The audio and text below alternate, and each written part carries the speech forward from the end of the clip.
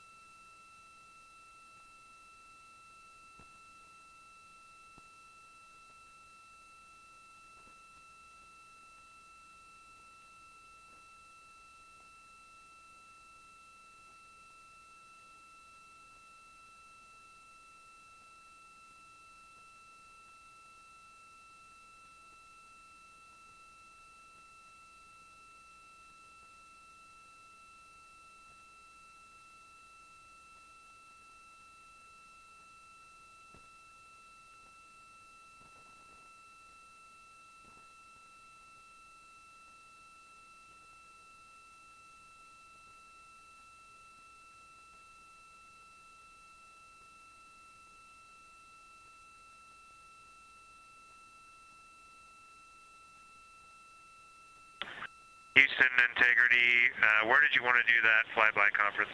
On OE1 or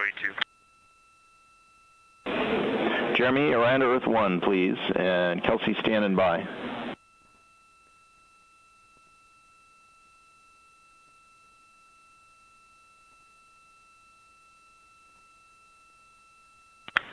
Okay, Kelsey, fire away.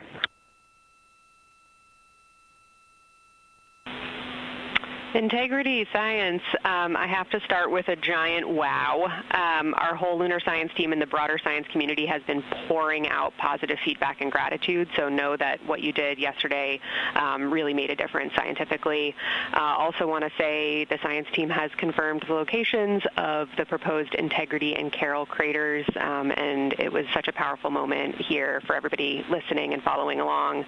And then also, just before I dive into the list of questions, we heard both Christina and Victor yesterday commenting that being able to discuss with each other amongst your crew, taking things from observation to inference to hypotheses, really added scientific value, and so we'd love to build on that here. So we'll ask specific questions for you guys, but please treat it like a discussion as we heard you yesterday that enhanced value. When you're ready, I'll dive into our questions.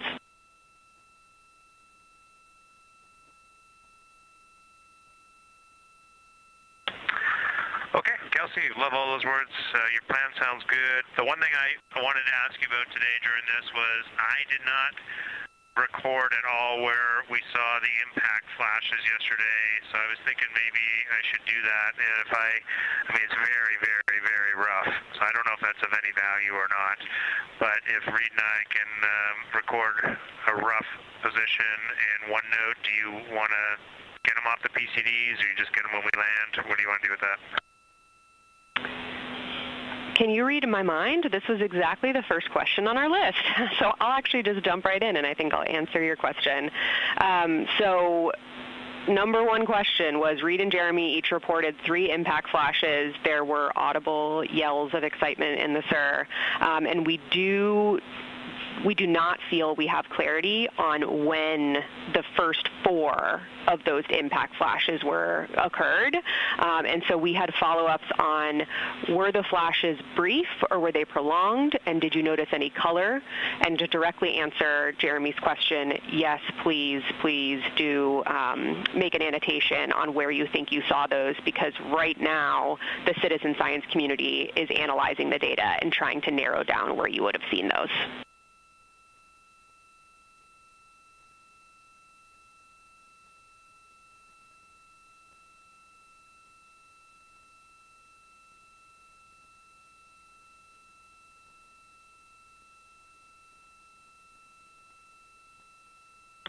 Okay, Kelsey, I was just comparing notes with Reed here.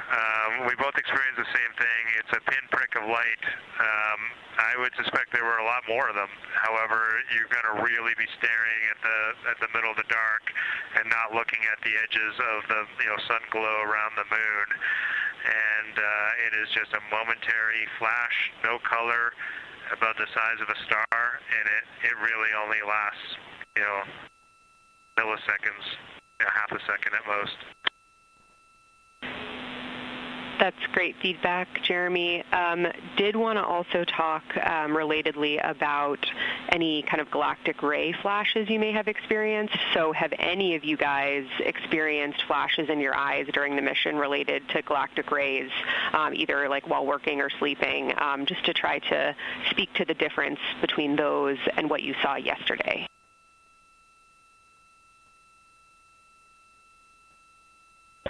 Yeah, 100% difference in those and what we saw yesterday. We see, I definitely see a dozen or 2 every night when I'm going to sleep. I can talk about those if you want, the galactic flashes, galactic cosmic ray flashes, but the impacts on at least these, what we suspect were impact flashes, were absolutely different, 100% different.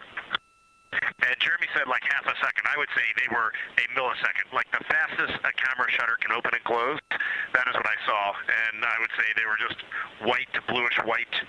And the size of, Jeremy said size of a star. I really like that analogy from space. It was just a pinprick of light. And maybe it was a priming bias, but to me there was no doubt we were seeing it. And we were all seeing it. So and we were correlating. Great stuff, Reed. Yeah, don't need the description of the galactic ray flashes. So I guess last question for you guys on that. We definitely want that annotation. Please let us know when you have that, and we'll try to downlink it in flight. But when during the period did you see them? Because I think we heard from you like 20 minutes in that you had already seen a couple. So any timing granularity you can provide would help us find evidence from those from the ground and from LRO.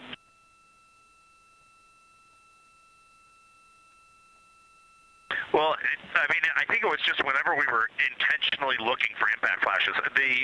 We were looking pretty hard. The eclipse occurred, and then we had about 5 minutes of human emotional reaction to staring at that orb floating in the vastness of space.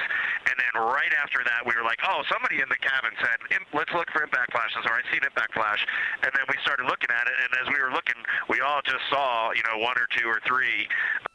Mine were, Jeremy's annotating right now, and then I will annotate on his as well. I never saw any that would have been in the Earth glow side, so I do not suspect any that I saw would be able to be correlated from a Earth-based science team. Great feedback. So it sounds like when you guys reported multiple impact flashes, it could have been that you guys all saw the same ones occurring. Any guidance on how many total you saw?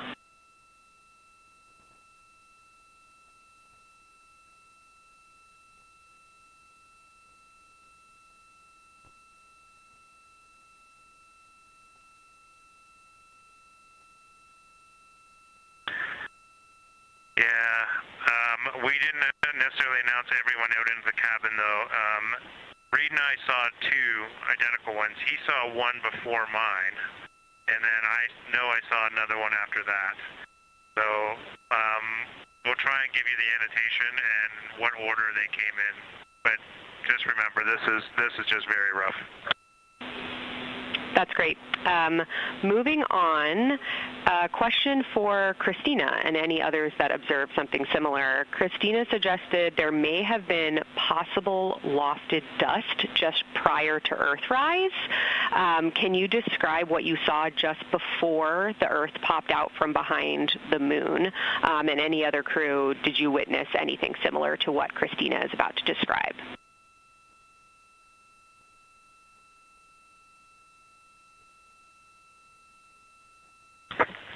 Hey, Kelsey. So this was during, Earthrise. I was still on Eclipse for some reason. Yes, okay. My crewmates were they didn't see it the same as I did. What I saw was when it got close, so as you know, a crescent rose, so it was kind of like two fangs came up, one fang and then later another fang, and then eventually the center of the smile, the crescent. And right before the center of the crescent came up to right before the crescent was there was when I thought I saw something. That's a very evocative description, Christina. Thanks. You noticed it was gray. You kind of highlighted a gray color. Did it, what was the thickness of it above the surface of the moon? And anything else you can describe about what made you think it was lofted dust?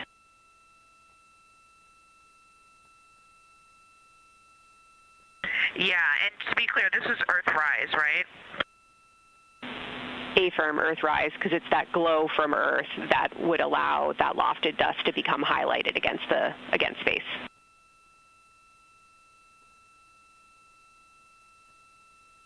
Yeah, I was just making sure it wasn't right after Earth set, if that might also be a time, because the picture I'm building in my mind, I just want to make sure I'm not creating false memories.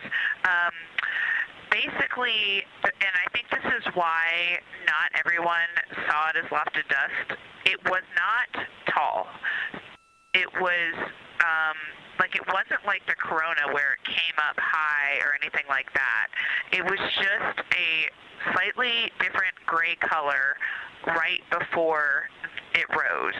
And it was small enough to be within the fangs of the crescent. It didn't go farther than the inner part of the crescent, and it could have been an optical thing and not lofted dust, but to me it just sort of appeared, and I felt like it had a glow. I know that those different terms mean things, but I think in this case that would be the appropriate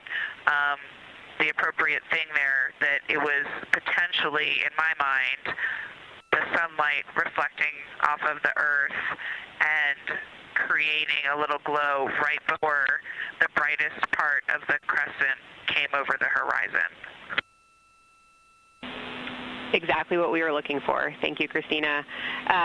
Similarly, on dust, we heard that Reed chose for his second crew choice target to look for suspended dust.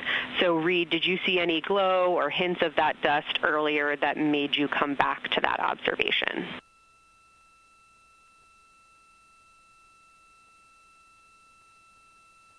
Negative. Just really wanted to see some, and I saw none. Understood. Okay, for Christina and Victor, during Earth set, we heard you say that the Earth was so bright it made the moon look dark.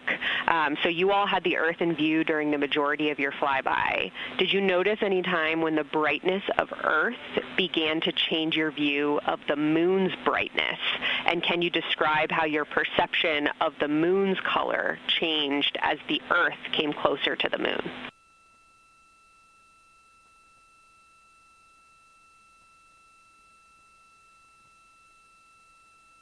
Yeah, absolutely. And essentially, as soon as the Earth became in the view, the easy view, where I didn't have to turn my head, when it was in what I'll call my field of view, not my field of regard, when I could just see it looking straight, the moon was already at a point where I was losing subtle albedo differences. I think it's the angle of incidence. The angle, the sun to the moon didn't change much, but we moved to the side, so we were seeing a different angle, and the color was less apparent. Oriental had also rotated really close to the limb, so a lot of the features that I was looking at were moving away, but I think the change in lighting was due to the angle of incidence, but then when the Earth became apparent, its brightness, it was so bright.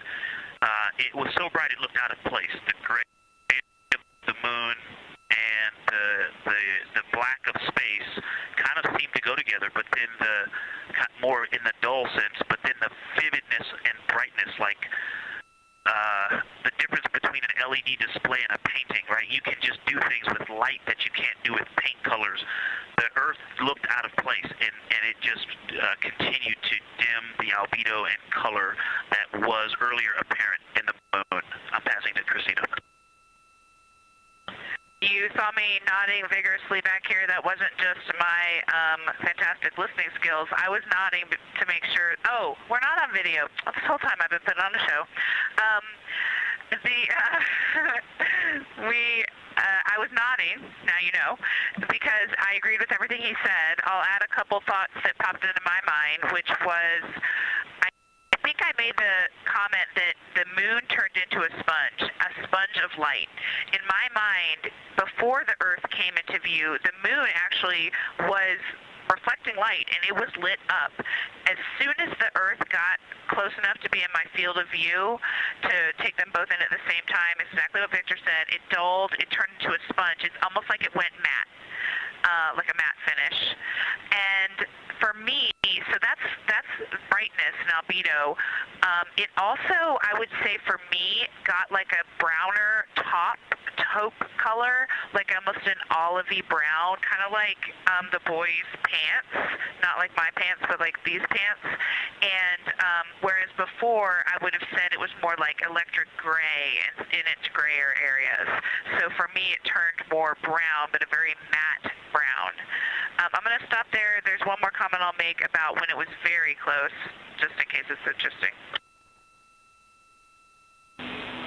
Absolutely, we take that observation. The only other thing I wanted to add to that is not scientific on lunar observations, but I think that, I know myself in particular, but probably we all underestimated the amount of impact of sunlight and Earth glow on cabin windows, on glare on the window structure, window frame, on the heat shield tiles coming across the cabin. That was a pretty large impact, Kelsey. That stuck up to us here on the ground as well, Reed, and we were hearing the struggles that all those different expected illumination sources provide, but unexpected in the impact that they had. Speaking of things that had an impact on observations, Victor, we heard during your sit rep when you were in the docking window that having that orange Kapton tape in your field of view affected your color observations. That was fascinating and has a lot of impact for future Artemis missions and hardware and impacts on color. So any other comment you want to make on how your ability to perceive color on the surface was influenced or limited by other objects of color in your view? We're interested here in color rather than brightness.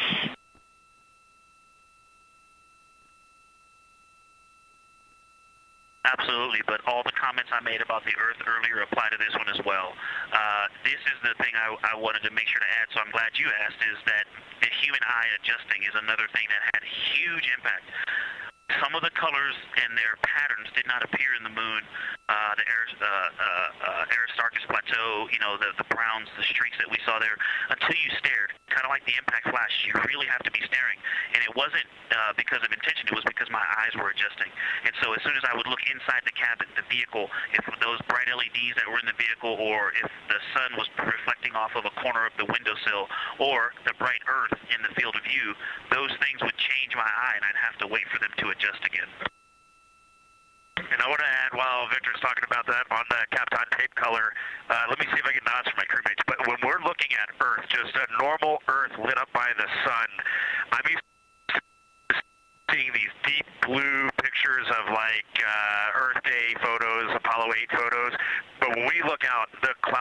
is so bright, it is almost blindingly bright, and you really cannot make out significant detail in the Earth when we're at long distance on a sunlit Earth.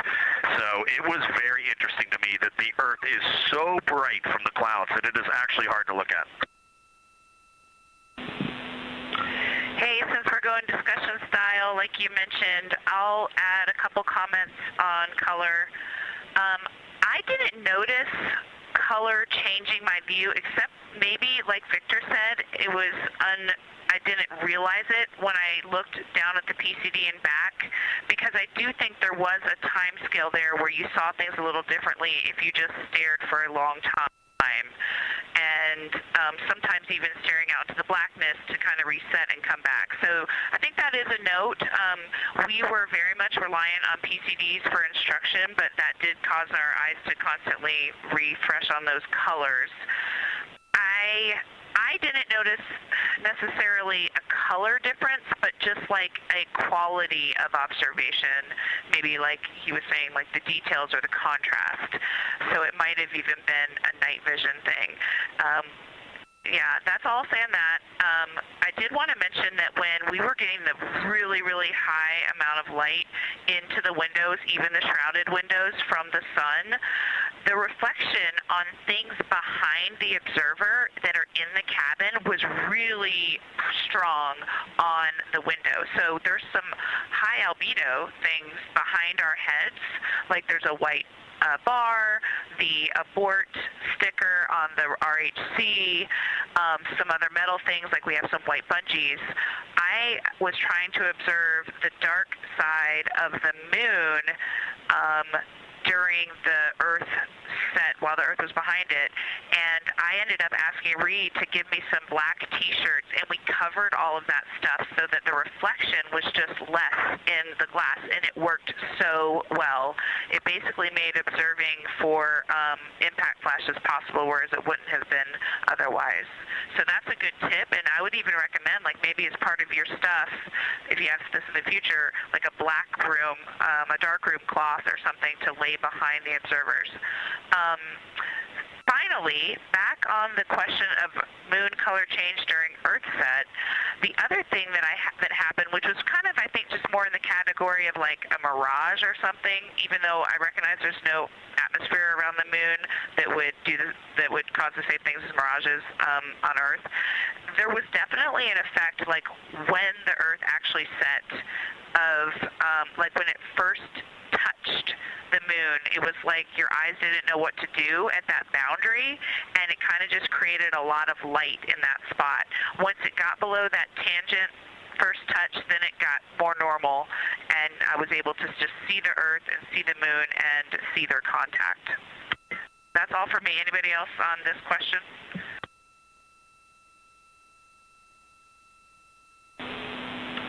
Thank you, Christina. And as I think I saw you notice, we did just get video a couple minutes ago, so it's nice to see you as we're talking to you. Next question is for all of you. Ohm crater was observed by all four of you, and we're interested in whether your different viewing angles resulted in how you observed Ohm. Jeremy and Reed saw it first. Were you able to see the ejecta rays, the central peak? And then Christina and Victor, you were next, and you observed Ohm later in the past. Could you resolve similar or different features than what you're about to hear from Jeremy and Reed?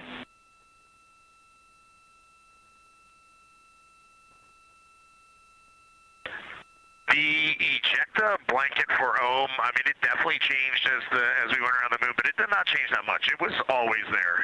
It was always fairly apparent. What is more apparent than the ejecta is the brownish gray darker area that makes the 12 o'clock to 3 o'clock cut of the pie shape, like that was always very apparent, and the ejecta rays just made that contrast much more apparent. But overall, Ohm did not change drastically as we went around the moon, unlike Oriental, which drastically changed as we went around the moon. And I'll keep going there. And I'm kind of going to read this question, but I was later on in the orbit that I noticed the ray of Ohm, like the primary ray of Ohm that comes out of roughly the 3 o'clock position, was on the mare. And I'm not sure if I was picking that up initially in our first observations, but definitely in the latter. Did you notice that at all? No, the near side, Mari, yeah. Yeah, Reed says he was noticing that the whole time. That might have been more noticeable to me later on, but that would be the only delta.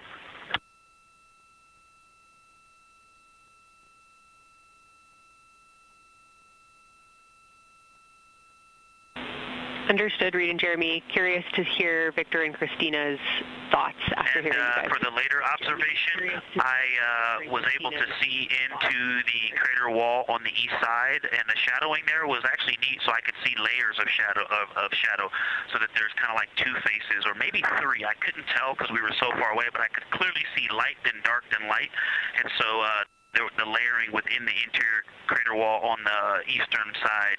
I was able to see the central area, and I actually thought I saw three distinct groupings of something, and I think that's in the recording, but again, I was so far away, and my eyes were quite tired from adjusting. I was wearing glasses and looking in at the PCD and then looking out of the window out above the glasses, and so my eyes were really getting to work out.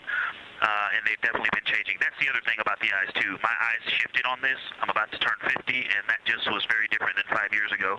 But I did see interior structure, and I commented on the colors, but again, from the angle we were from the surface, everything just looked plain, but the interior floor seemed to be the same color as the surface outside to the west, but the wall seemed to be a different color, which kind of made this was the same color as the rays and I think the central lift, but I said this in my recording, and it's already becoming fuzzy, but I made some correlations between there, and I talked about looking at the Grand Canyon, where you can see different layers and know that this is the same as that, even though they're not connected. I think the interior, the floor, and the wall maybe had different color or albedo, and I don't remember which one I said in the recording.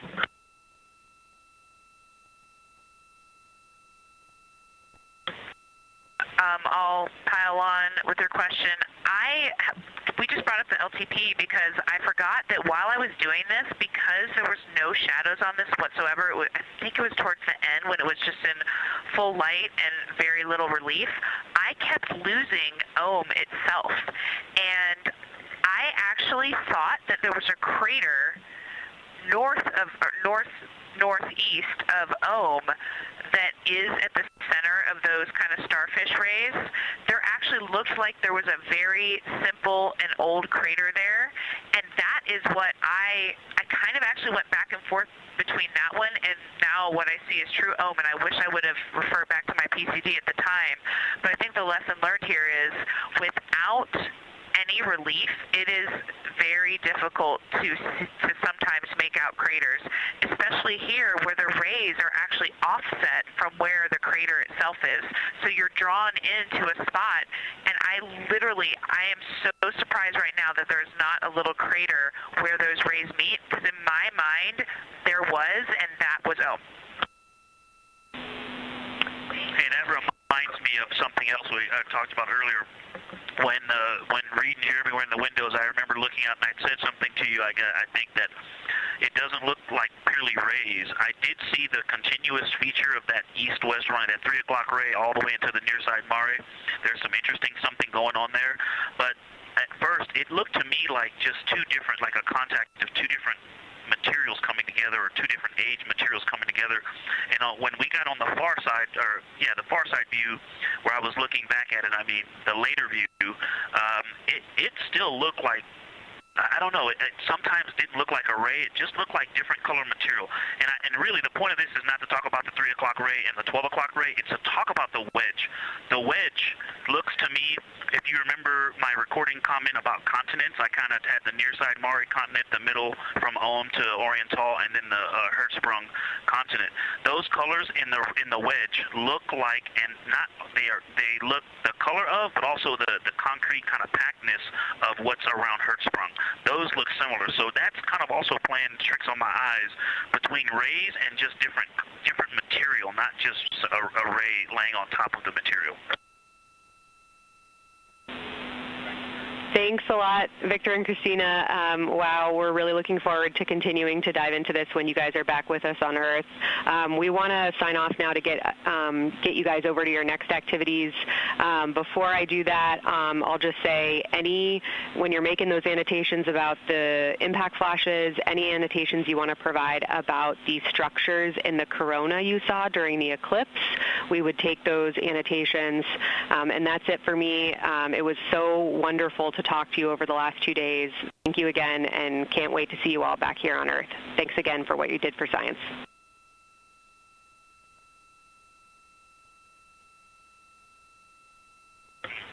You guys did an extraordinary job of preparing us. We really appreciate you. Can't wait to talk more about this. This was too short. For the sunset recording, if you're looking for that, it's on PCD3, and the file name is recording, open bracket, 13, close bracket. Copy all, Integrity. Science is over and out.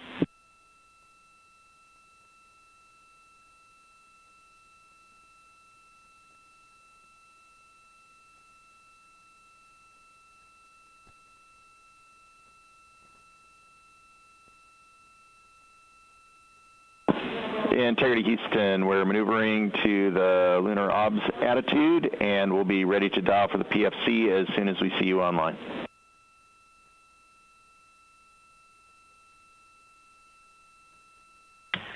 We copy, and can you say window for science pictures?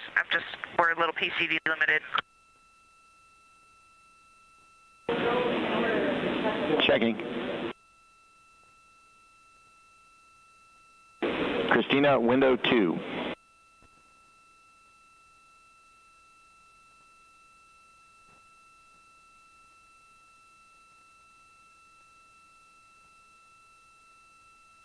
Copy. We see it coming into view. You guys look gorgeous. Why, thank you.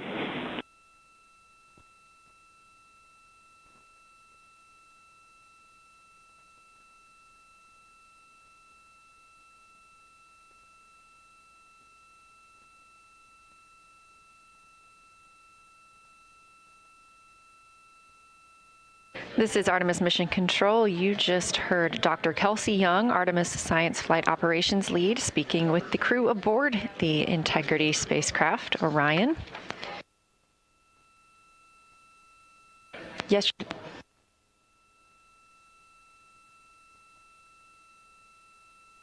Yesterday was Lunar Flyby Day for the astronauts aboard Orion. They had about 6 hours to observe the moon, and during that time, they took turns taking photos as well as making annotations and making audio recordings that were sent to the science team last night. Of course, if you got to watch, the astronauts were also calling down information real time of what they were seeing while orbiting the moon. The conversation you just heard from Dr. Kelsey Young with the crew was their post-lunar flyby conference. As you heard, she asked some specific questions about some of the targets that they saw, as well as the configuration of the spacecraft. As this is a test flight, everything we learn on this mission helps us prepare for future Artemis missions to the moon. So even minute details about moving through the spacecraft or how vision was changed based on placement are very important to us. Now this view inside the SIR, the Science Evaluation Room, you can see this team of scientists taking a look at one of the photos that the crew shared.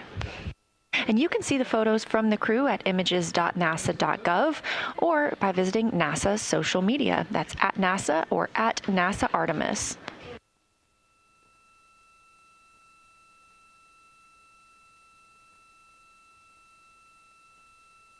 During the flyby yesterday, the crew became some of the first humans to see portions of the moon that had never been seen before by human eyes.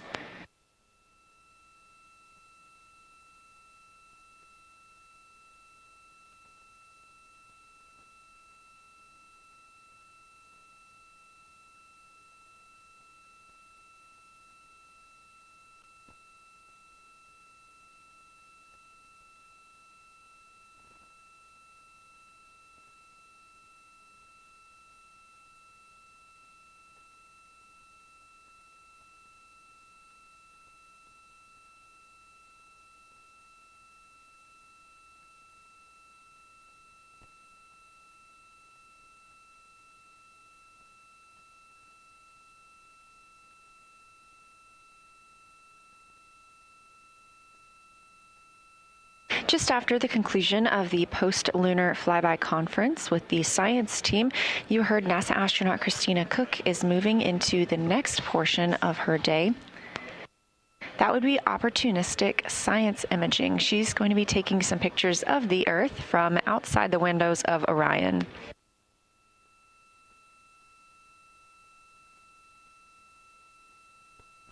All of the Artemis II members will also get a chance to speak with their families today in private family conferences. Additionally, we are targeting the RTC-1 burn this evening. We're looking at about 7:03 p.m. Central Time. The RTC-1 burn stands for Return Trajectory Correction. Our trajectory was determined when we completed the translunar injection burn. So these trajectory correction burns are fine-tuned burns that allow us to just further refine our flight path on the way home.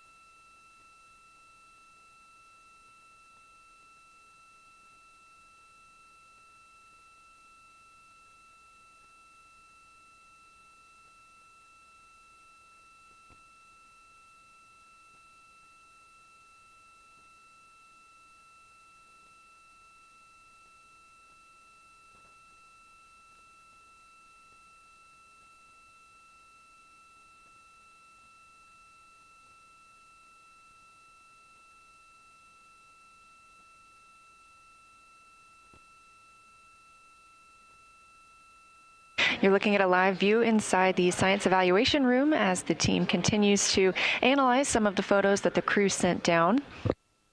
Again, this is the first crew to fly by the moon in over 50 years. So some of the photos they took will be of areas that had never before been seen by human eyes. This was determined by our launch date, which was April 1st.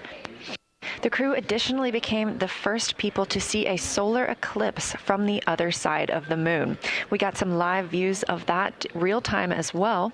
It was pretty incredible to see the corona of the sun coming around the side of the moon.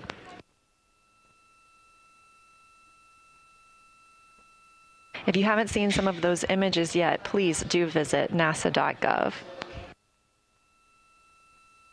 We're now a mission elapsed time of 5 days, 21 hours, and 2 minutes into the flight of Artemis II, the first flight of humans aboard the Orion spacecraft. Orion is now 230,896 miles away from Earth, but continuing to grow closer. 44,464 miles away from the moon and continuing to grow farther. You can track these stats at any time by visiting nasa.gov/trackartemis.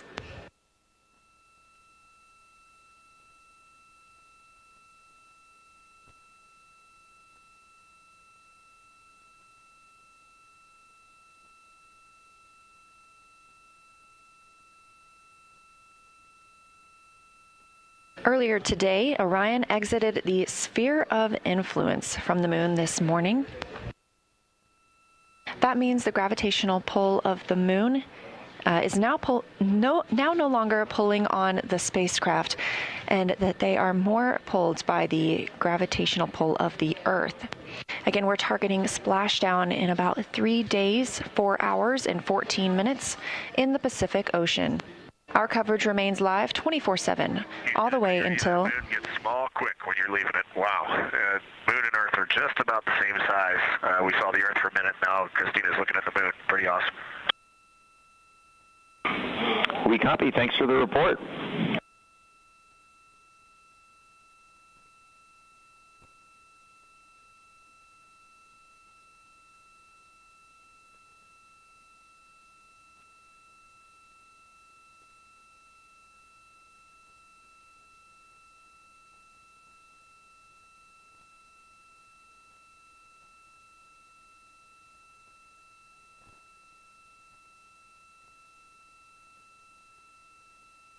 As you've heard throughout the flight, the Orion capsule is often referred to as Integrity.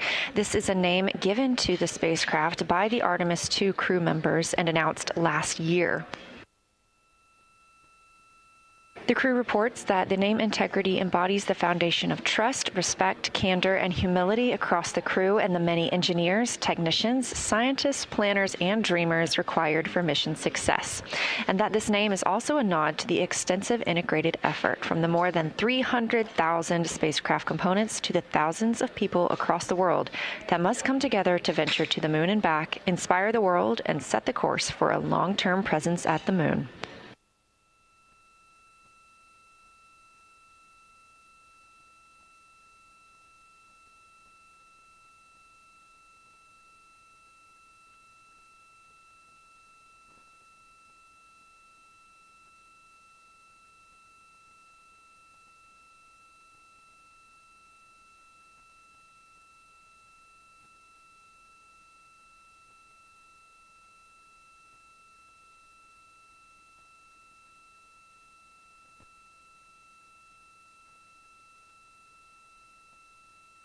You're now looking at a live view outside the Orion spacecraft, solar array wing positioned to look at the spacecraft itself.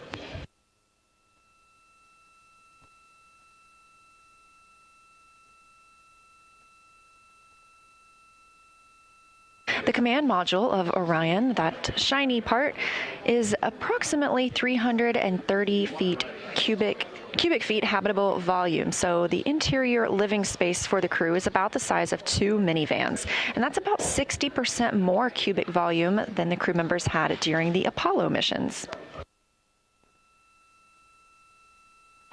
As previously mentioned, this spacecraft is made from more than 300,000 components. And to be specific, 355,056 individual parts compose this vehicle.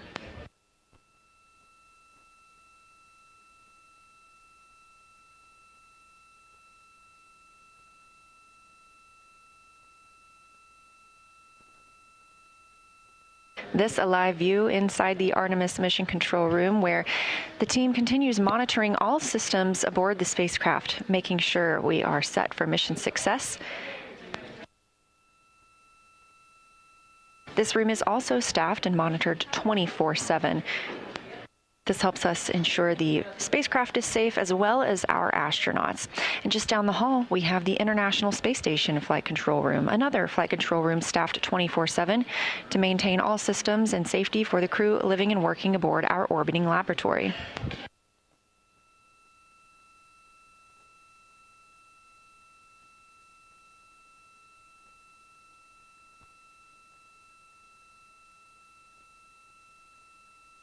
Because the crew did have such a busy day yesterday for flyby, we anticipate hearing from them a little less today as they have some downtime.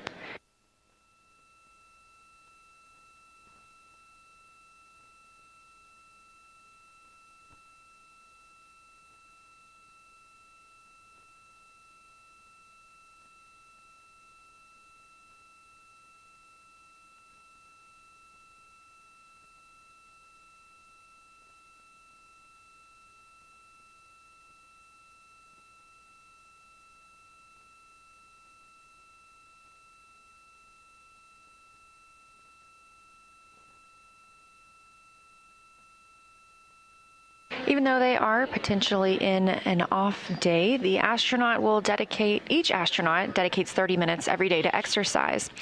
When in a microgravity environment, the astronauts could experience bone and muscle loss if not continuously exercising. So Orion is equipped with a flywheel, which is a small device. It's been installed directly below the side hatch. The flywheel is a simple cable-based device, and it can be used for both aerobic and resistance workouts, and we've seen some of those from inside the spacecraft. We've also been able to see some of the movement that happens outside the spacecraft when the crew is working out. So during exercise, the crew or the ground team can park the solar arrays and prevent any loads being imparted on them that might damage them.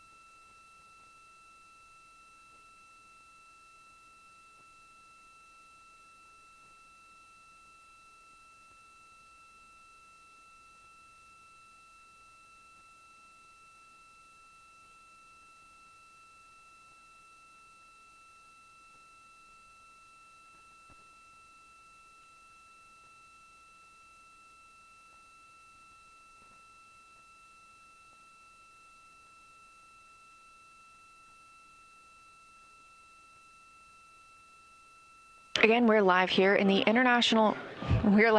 Artemis Flight Control Room. 5 days, 21 hours, and 15 minutes into the Artemis 2 mission. This is the flight day 7.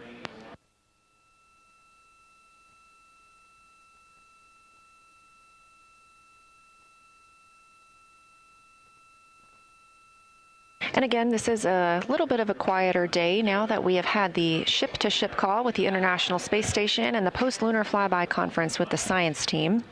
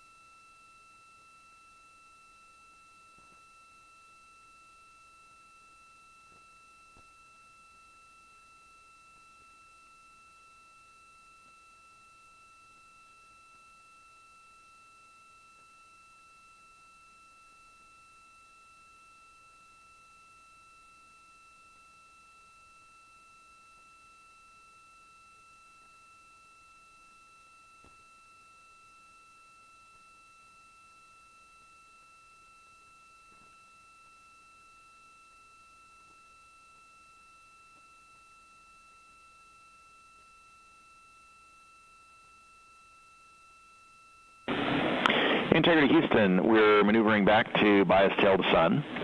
Also, we're preparing to clean up your onboard burn plans, and at DPC, we forgot to ask you for AGA numbers. Could you please give us those?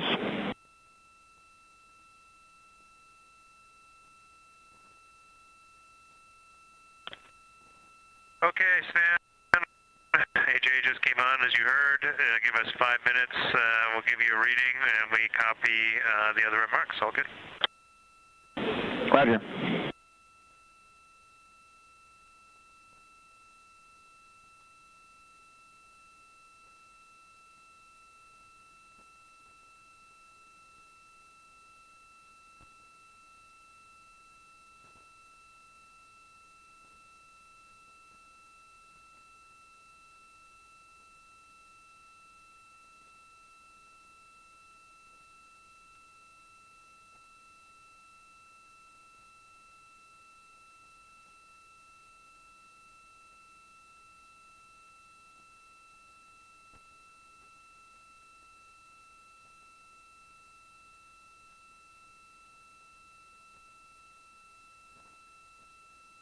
The voice you hear communicating with the astronauts today from Artemis Mission Control is NASA astronaut Stan Love. He's the Capcom for today.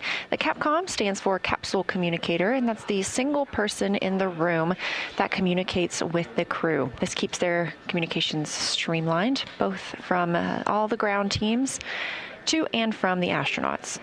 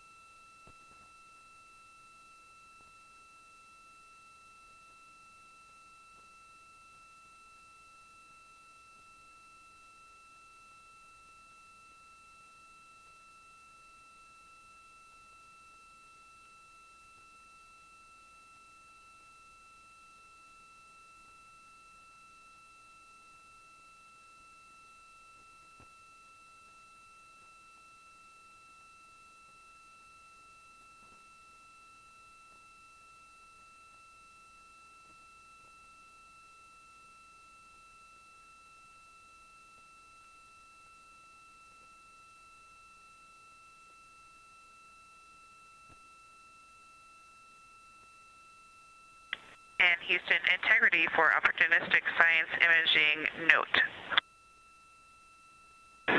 We're listening.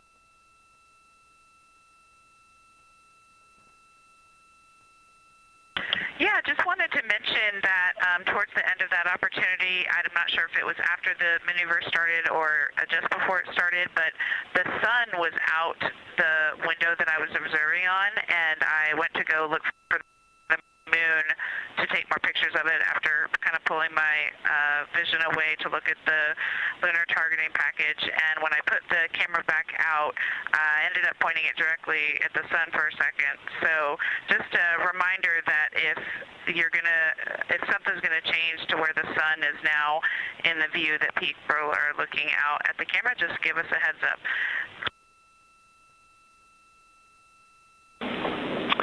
We will do that. Thanks for that information. On another topic, your new state vector is on board.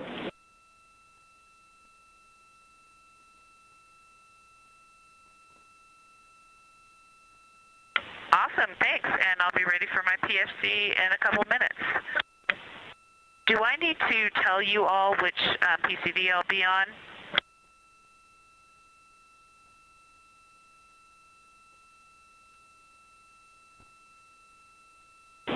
And Christina, no, we don't need to know which PCD you're on. We'll just dial your account. Copy, I'll be signing in shortly. Appreciate it.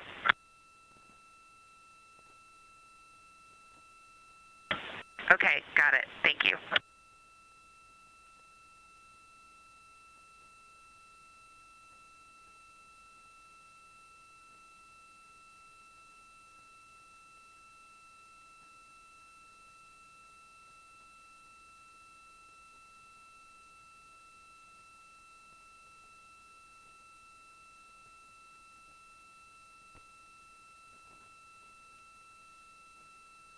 As you heard, that communication's coming from Orion and NASA astronaut Christina Cook, mission specialist.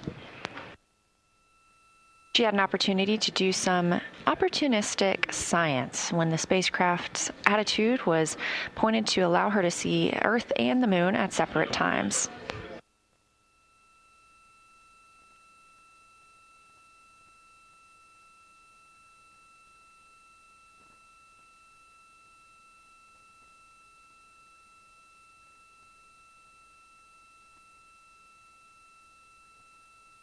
You also heard Christina calling about her PFC, that stands for Private Family Conference. All of the crew members are getting some time to talk with their families today.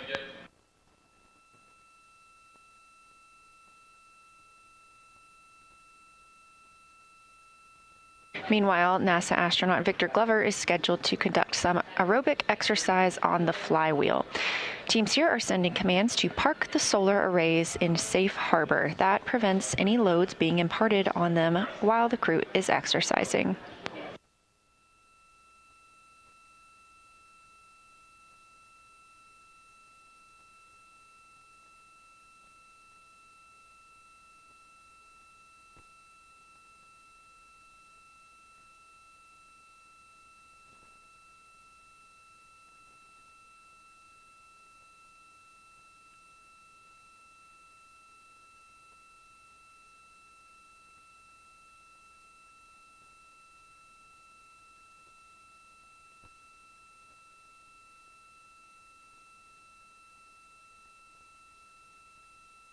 Coming up in about 30 minutes, we will have our daily news conference for Artemis II, where leadership here for the mission are at Johnson Space Center, and we'll be able to discuss the latest status on Artemis II.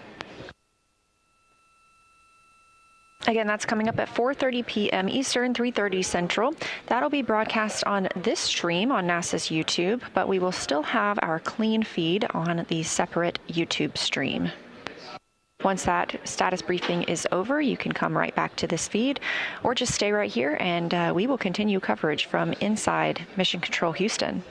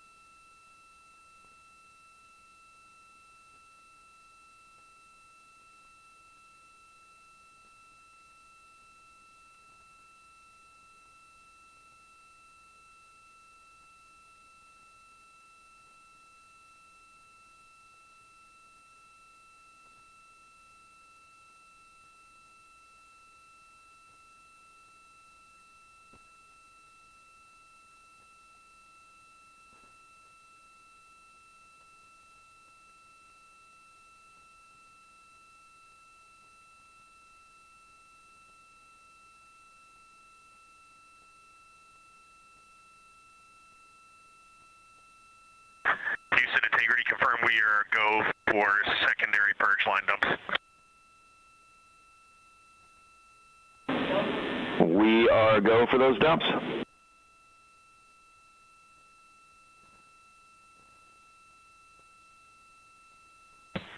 Can you remind me again, Stan, when we have to stand down from them today?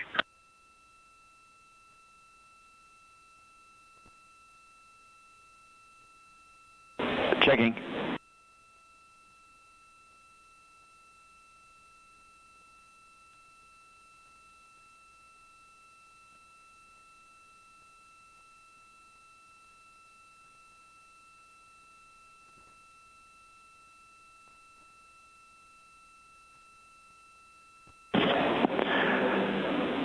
And Reed, we'd like you to stand down from CCU dumps between MET 3 hours and MET 5 hours 30 minutes, except for the scheduled dump on Victor's timeline at 3:10.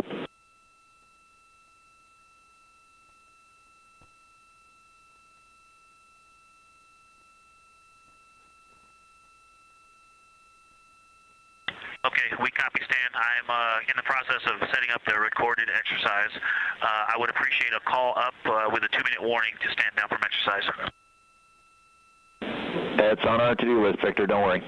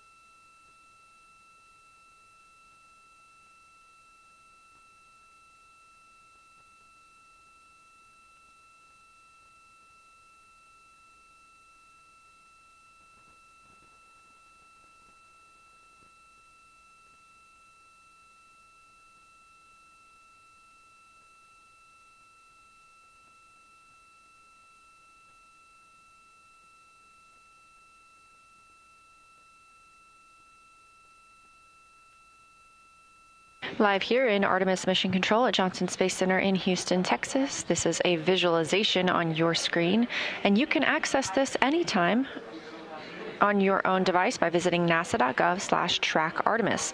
This is called ARROW, the Artemis Real-Time Orbit website.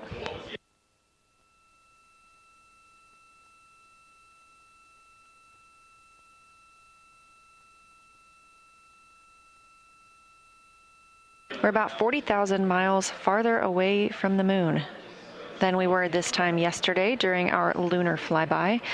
And if you have not seen some of the pictures coming down, please do check out NASA's social media. They are absolutely phenomenal.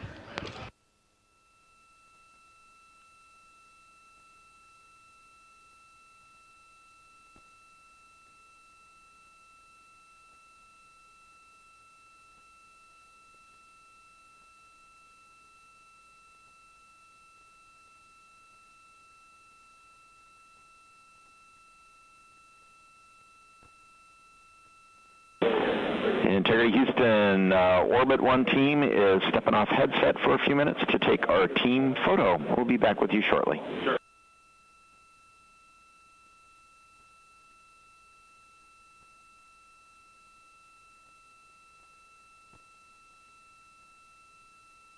Sounds great, Stan. Enjoy that and savor that moment. Please savor that moment. What an exceptional time. Will do, sir. Those communications coming from Capcom and NASA astronaut Stan Love to the crew aboard Orion. The Orbit 1 team is monitoring the consoles here at Mission Control Houston, led currently by NASA Flight Director Jeff Radigan. The team's going to take a brief team photo. This is the team that has served this shift for the entire mission and has been training together for a significant amount of time now. All of these flight controllers are the ones keeping the systems and the crew safe aboard the Orion spacecraft for the Artemis 2 mission. Additionally, we have the Orbit 2 and 3 team with the same tasks, and they'll be taking their own photos.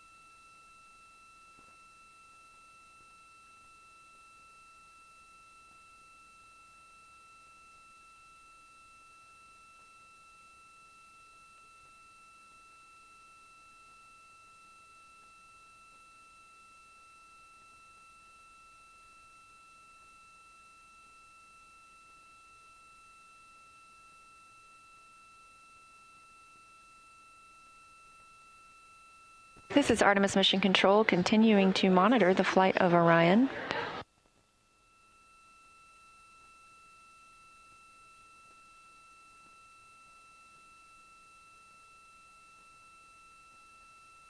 We are now 5 days, 21 hours, and 36 minutes into the Artemis II mission, the first flight of humans aboard Orion.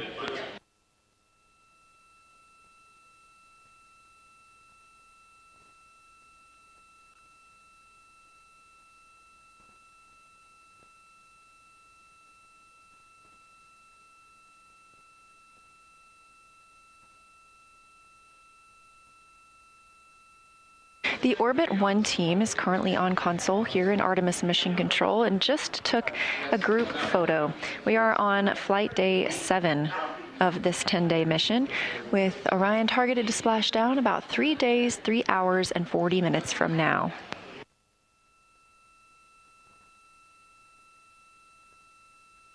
This room is full of team members who make this mission possible.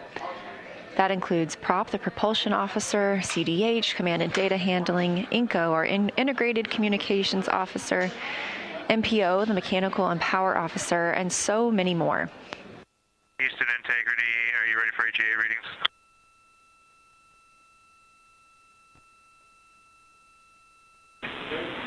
Yes, Jeremy, we're ready to take those AGA readings. And Houston, there's no rush if you're still taking the photo. Just going to give you AGA readings whenever you want them.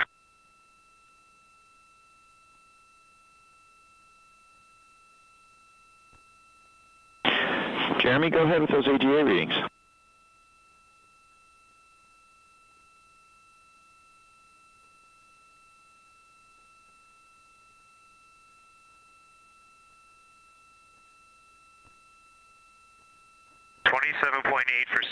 For O2, and CO2 is 1.5. Copy numbers. Do you have temperature and pressure?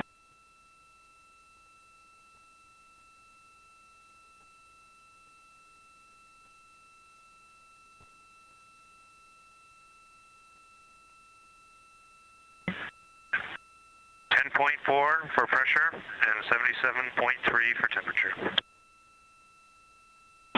Copy all. Thank you, sir.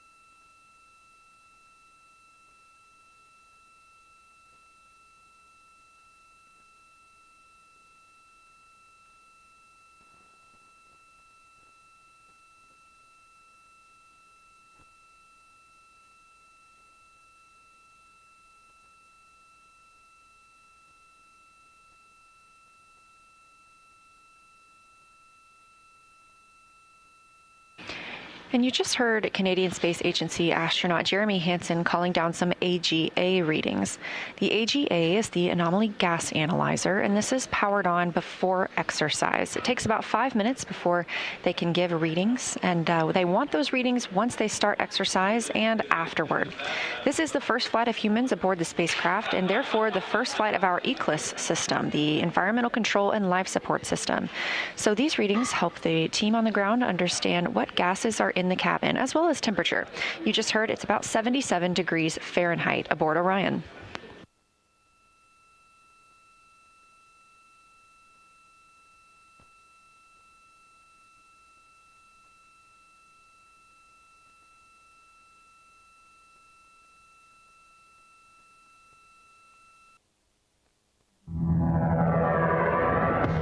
The Artemis II mission is a test mission of the Orion space capsule.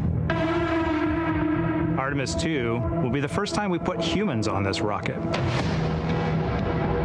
We're going back to the moon because it's the next step in our journey to Mars.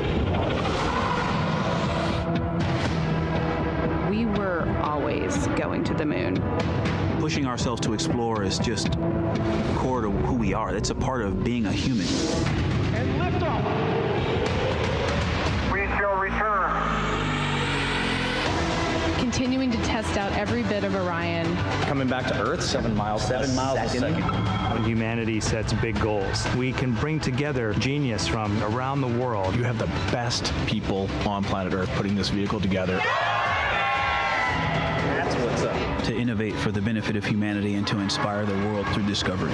And here we go.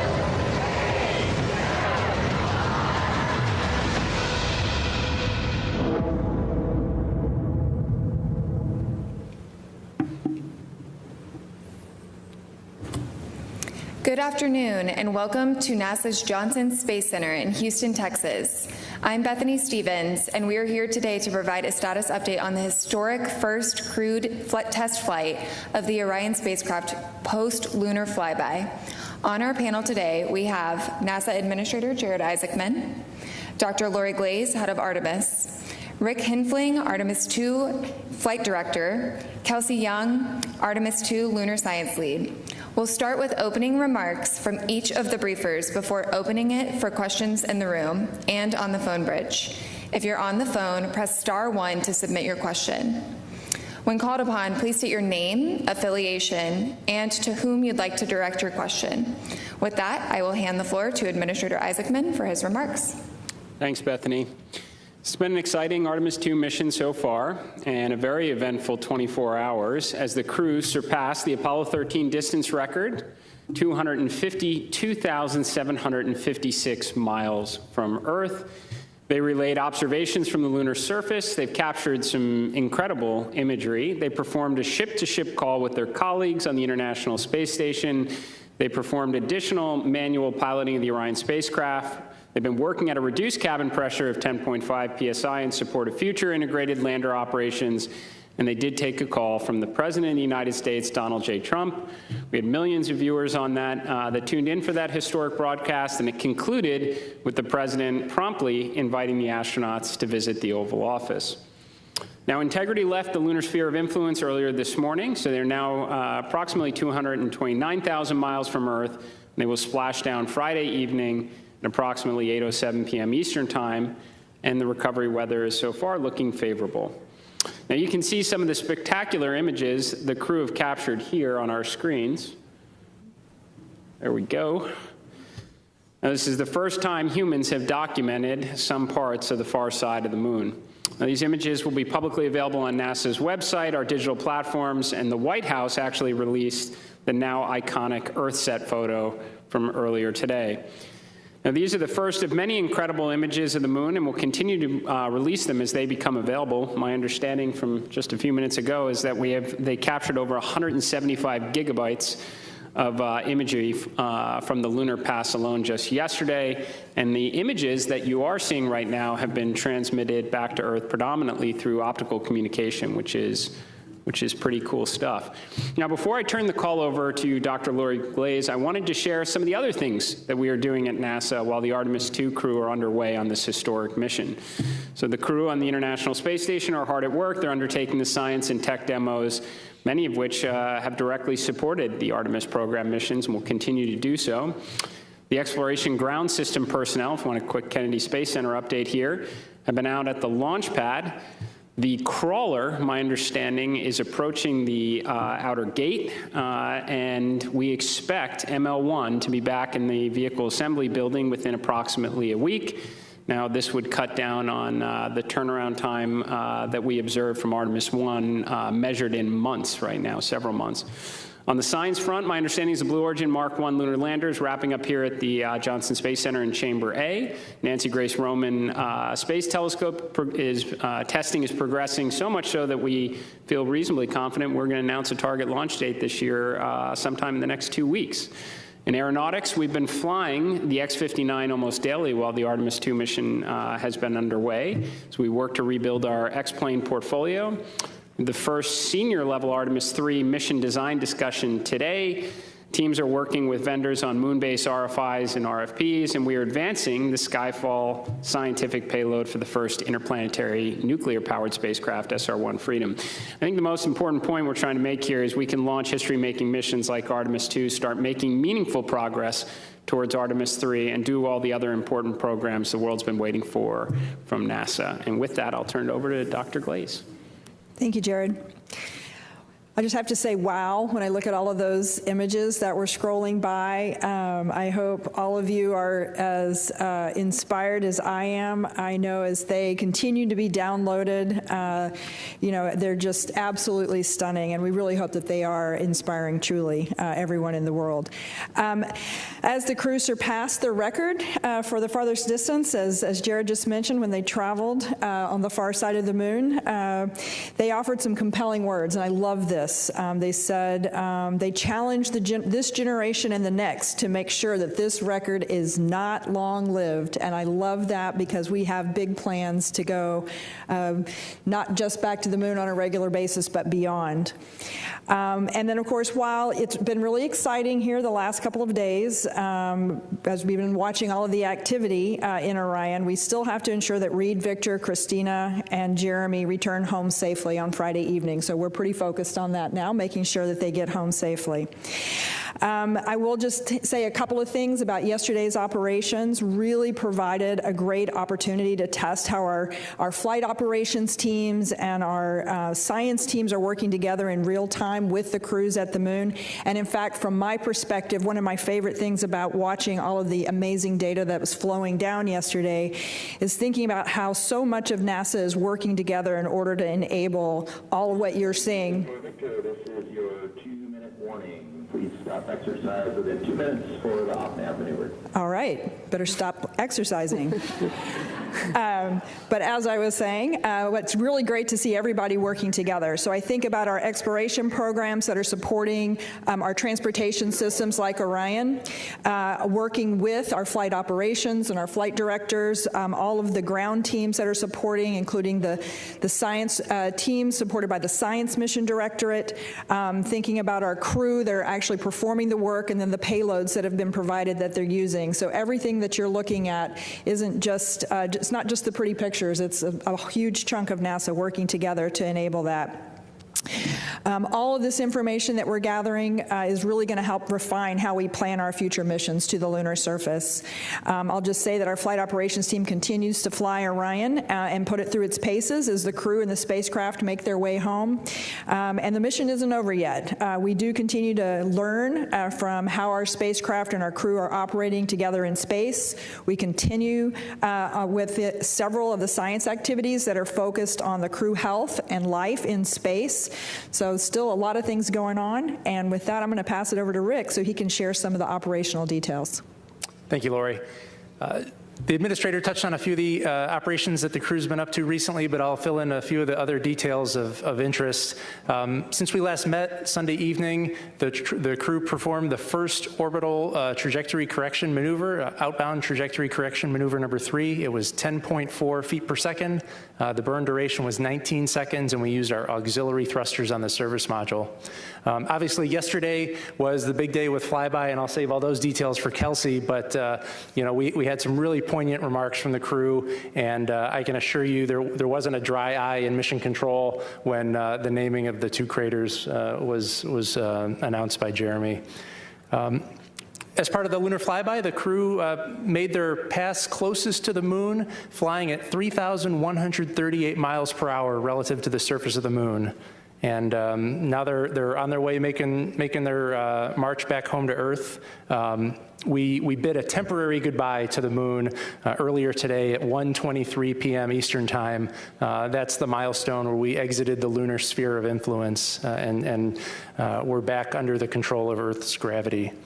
As for today's operations, we had a couple of public affairs events. The crew is going to have, each of them will have a conference with their family members. We'll have some routine medical checks. And then in the evening, we're going to perform the first return trajectory correction maneuver. It will be 1.3 feet per second. It'll last about 15 seconds, and we're going to use the service module reaction control system thrusters to do that burn. We expect that burn to occur about 9 p.m. Eastern Time. Finally, I'll conclude my remarks with acknowledging that the USS John P. Murtha has left port and has started steaming out to the midway point for the recovery of Integrity and her crew later on Friday. That's all for today's operations update, so I'll hand it over to Kelsey. Thanks. Spirits are very high. We did what we set out to do. The lunar science team and the crew prepared extensively, as we talked about a couple days ago, for flyby, and I hope you all saw that yesterday during execution. We confirmed, as Lori mentioned, that we can, achieve science through orbital observations and through integrating science into flight operations. And as Rick just said, we left temporarily, and we're looking forward to integrating all these lessons learned in future missions. I can't conclude opening remarks without diving into science detail, so forgive me just a couple deep dives. Impact flashes, over a 30-minute observation period, and this was largely during that time of the eclipse, crew observed several impact flashes.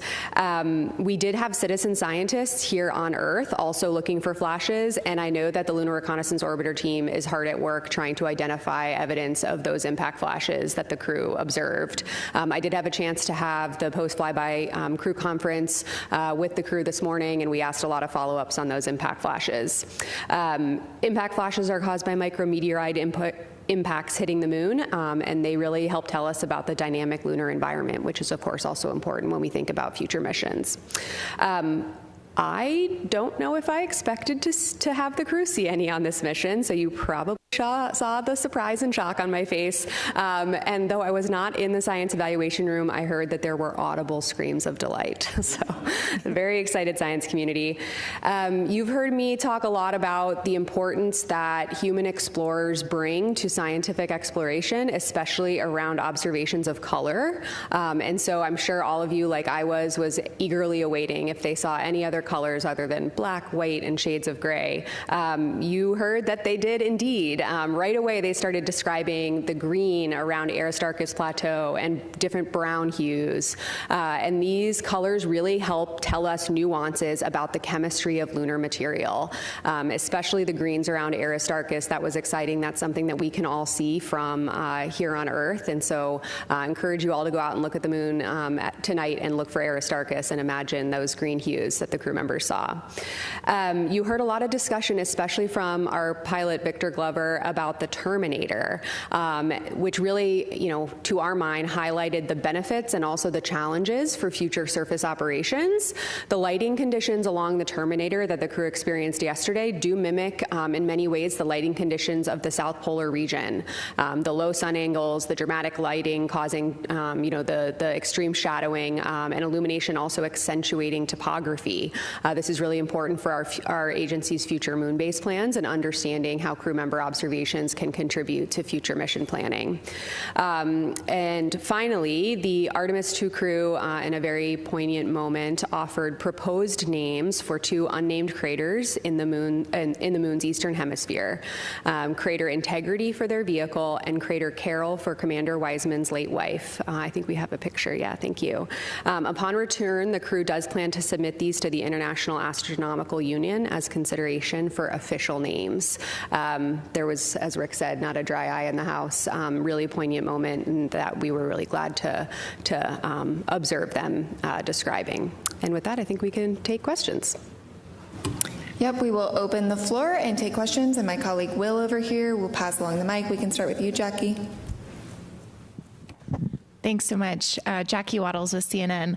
I don't think there was a dry eye on Earth when Carroll Crater was named. I was just curious, was Reed aware that that was going to be something that the crew was going to do? I was just curious if there was any pre-planned discussions and they were just kind of looking for the crater, or kind of how that came about. And then really quickly, I also wanted to just check on a toilet status update.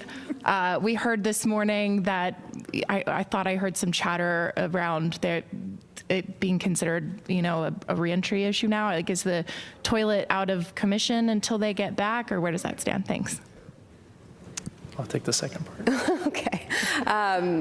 Yes, I know the crew put a lot of obviously thought and pre-planning into what you heard yesterday. It is my understanding that he was aware prior to yesterday. And the toilet remains operational. The challenge that we're working through is evacuating the wastewater tank. The vent is a lot less than we were expecting, and so we're having to fall back to some other alternate means other than the toilet. But what you overheard on the space to ground, or on the Orion to Earth channel this morning, was us deferring some maintenance on the toilet. Typically, when you have 4 crew members using it throughout the day, nominally, you have to do a maintenance activity once a day. And with a lower use rate, since we're not able to vent the wastewater products, we don't need to do the maintenance as often. And so that's what that exchange was about. Thanks. Irene Klotz with Aviation Week. I'm over here. Jared, that's a pretty impressive and full portfolio of missions you outlined that NASA's involved in now. And without getting you in trouble with your boss, are you going to be able to defend an $18.8 billion budget, $5.6 billion for 27, or are you prepared to kind of work with Congress to see if the administration will support more? Thank you. I will say we'd like to keep the focus on what we were speaking about today and then move on to other questions like that at a later date and keep the focus on the mission. Thank you. Mark Strassman, CBS. I feel as though I talked to about 10 people off campus today, and they all wanted to ask me about those remarkable images. And so they asked me, so I'm going to ask you. Have you seen anything in those images that surprised you? And what about those images touched you? Take that, Kelsey? Sure. Oh my gosh. When I woke up this morning, I've spent most of my morning just flipping through, the thousands of images that have started to come down. And there is something in every image that surprises me, right? I mean, you might think that after looking at hundreds of images taken of the lunar surface, I would get sick of it. I have not, nor do I anticipate getting sick of it. It's just their experience and the amount of time and the rate at which they were moving. Every vantage point is different. You heard them audibly describe yesterday, wow, I'm looking at the same feature as I was 10 minutes ago and it looks different, right? And the images reflect that. And so, when I see these images, I connect to each one in a different way, especially in light of what we heard from the crew yesterday. I think as a geologist by training, I love looking at the pictures of the lunar surface, but I think certainly, emotionally, a lot of us have connected with the images of Earth, with the images from during the eclipse, with the images from the vehicle cameras taking pictures of the moon during the eclipse period. And while they are inspirational and I think allow all of us to, really feel a little bit of what they were feeling, there's also a lot of science hidden, inside of those images. And I can tell you that right now, as we speak, there is a science evaluation room full of several dozen scientists who are already getting going on those images. Just as one example, there was a healthy scientific debate this morning about some of those images taken during the eclipse period and what we can see of the solar corona and what we can see of zodiacal light. So the conversations and the science lessons learned are just beginning. Hi, TJ Mascara with the Epoch Times. Thanks so much for taking the time. For Jared, as we saw with Artemis 2 going around the moon and having that very characteristic blackout of when they go around the moon, how much longer are missions to the moon going to have that as we develop a moon base? And where do, say, communication satellites in lunar orbit land on the priority list? Yeah, I'd say, people have asked quite a bit about, was elevated blood pressure when we were without comms with Orion on the far side of the moon. We have comm issues in LEO relatively, routinely. Certainly our operators train for it, our astronauts do as well. But in terms of the bigger picture, can we do better? For sure, right? We've talked about, prioritizing observation and comm relay satellites for lunar operations so we can bring the world along with us as we build out a moon base. And I think I was in a meeting not that long ago where we described it as if not the the platinum age for commercial communication capabilities, certainly the golden age. We're very close. So we have a number of providers that are all investing heavily in these kind of capabilities that we can take advantage of in LEO, cislunar space, and I have no doubt in lunar orbit in the years ahead. Hi, Kay for Interstellar Gateway. Thanks for doing these. This is really cool. Jared, question for you. Can you speak on the responsibility of what being the administrator during such a pivotal moment means? And secondly, I'm speaking on behalf of musicians around the world and bands. I have a band called Chasing Satellites, and will there be potentially an opportunity to submit music for a future Artemis mission for the wake-up calls? That was really cool to be a part of and to watch as a musician. Certainly. So I think I've described before that I thought that certainly felt a lot more pressure, being on the outside and responsible for a human spaceflight mission than being in the vehicle itself, especially a mission such as Artemis 2, which kicks off so many other exciting ones to follow as, we return to the moon and build that enduring presence to learn so that we can undertake even grander missions, as Dr. Glaze referenced, beyond the moon in the future. So I think it is a great responsibility, but you derive confidence from all the expertise that exists within NASA, the workforce, our commercial, our international partners that come together for a moment like this, all the testing that goes into it, and the fact that we have this playbook before and we're running it. Now, in terms of contributions for music and future wake-up music for subsequent missions, I hope we're running so many missions to and from the moon in the future that we're going to have to cast a very wide net for creative content. So.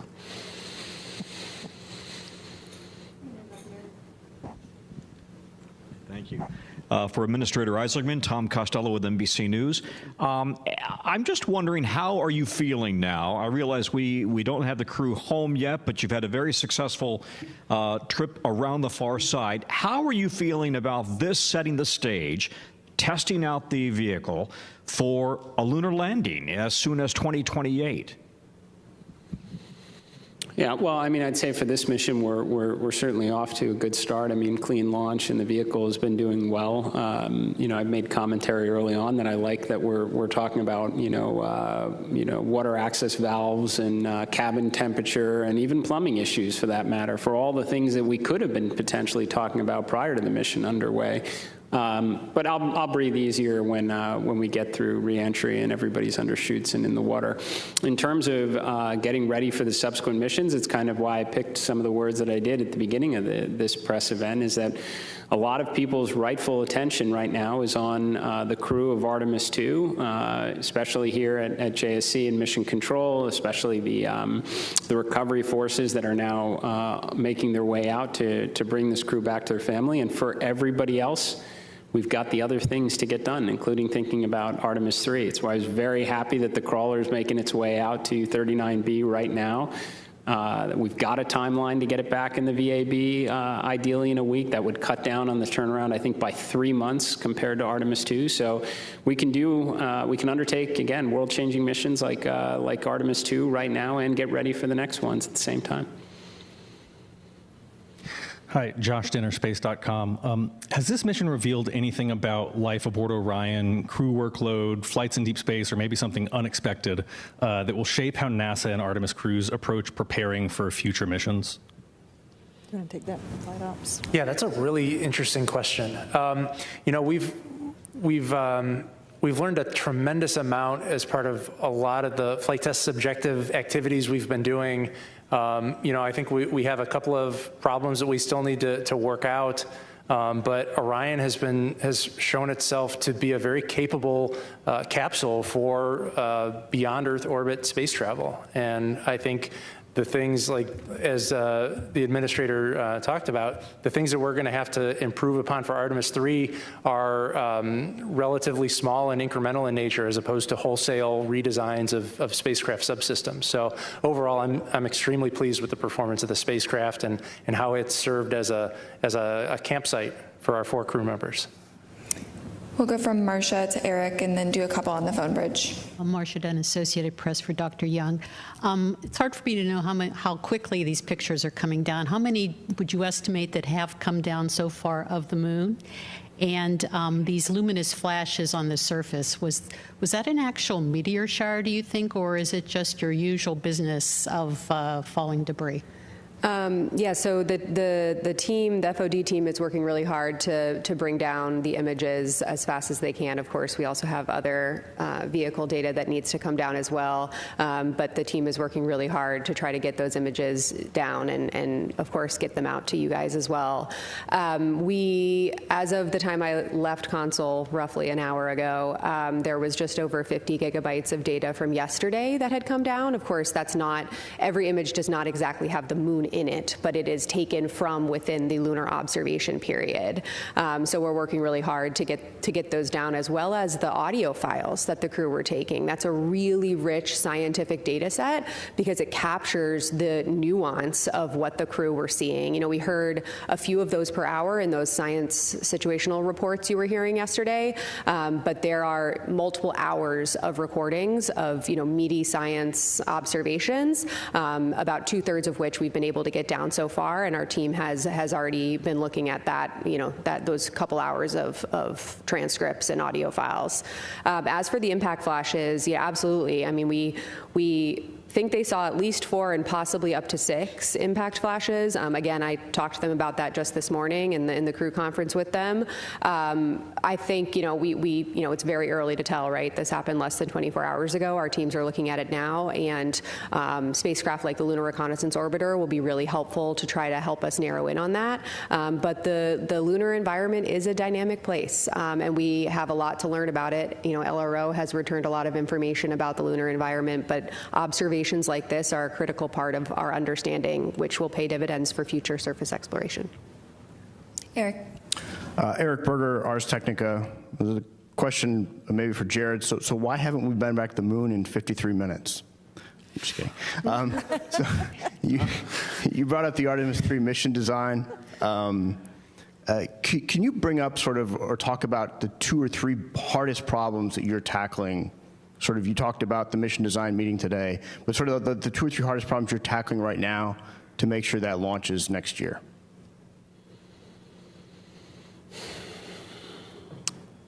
Yeah. So I don't want to get too far out in front of a mission that's underway right now. I would just say that there are a lot of things based on the information we have available today, from feedback from our vendors, that we know are achievable.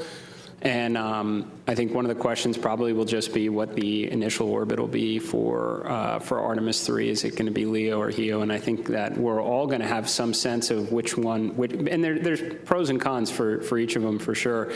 We're all going to be able to have some sense about which path we'll likely go down based on launch cadence of our 2 HLS providers, both of which have launches coming up, I would say, in the next month or less right now. So a big key to our strategy, not just to return to the moon, but to stay and to build a base, is going to be rapid reusability of heavy lift launch vehicles. So the more they get experience doing that, the more options that are available for us for Artemis 3. But I'd say right now, we certainly have a good plan for that mission. Will help us buy down a lot of risk in advance of a landing for Artemis 4 in 28. Jeff Faust with Space News. Hi, Jeff Faust with Space News. Question for Dr. Young. Now that you are going to get all of these images and verbal descriptions and annotations, what's the plan for the science team in the days and weeks ahead to go through all of that data and see how they address the 10 science objectives that you laid out for this mission? Thank you. Oh my goodness, what a good question. We have a lot of data to get through. Like I said, it has already started. We had teams working overnight, you know, after the crew went to sleep, as soon as we started getting data down. You know, I will reiterate that we will be getting all mission data relevant to lunar science archived and made publicly available within 6 months post-splashdown. So these are all of the images of the moon, these audio files, and even the annotations. But in the meantime, over over those next 6 months, we're also going to be preparing 2 reports that we also owe to be publicly released within 6 months post-mission.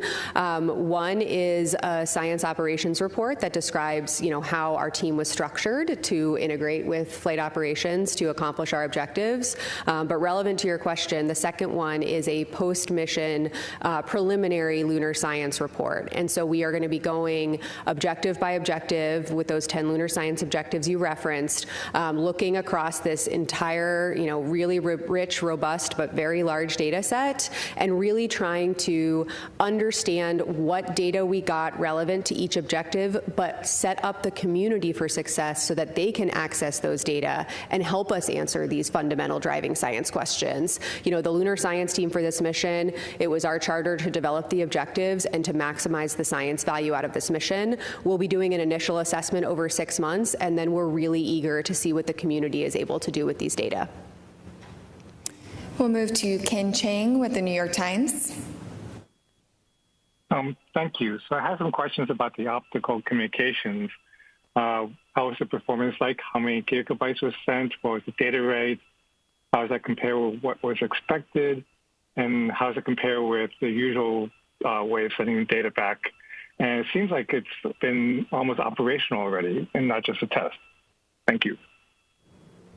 Yeah, I think the question was relative to some of the data rates for the optical communication system. I'll just give you a stat from overnight that we heard from Consul. We got 20 gigabytes down in a little more than 45 minutes. That's orders of magnitude more than we get via our S-band telemetry system. So optical comm has been working really well, and hopefully we can take what we learned on Artemis 2 and expand its operational capability and its implementation for future missions. And now we will move to Lauren Grush with Bloomberg.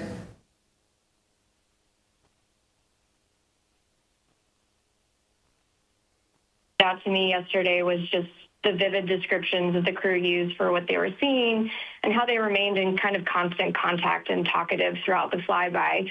I'm wondering if it's possible to say how that might have compared to the Apollo crew observations and how that robustness impacted the science and the data that was collected. Absolutely. I mean, probably a lot of people watching have spent a lot of time looking back at Apollo and maybe watching Apollo in real time online and reliving what the Apollo crews, not just on the surface, but in orbit experienced. You have, I'm sure, heard the Apollo descriptions of the lunar surface from orbit, and they were also really impactful. They trained heavily in geology and orbital observations, just like the Artemis 2 crew did. I will say, listening to the level of scientific discourse that the crew was having yesterday was incredibly inspiring. I mean, a testament to how much they prepared before this mission.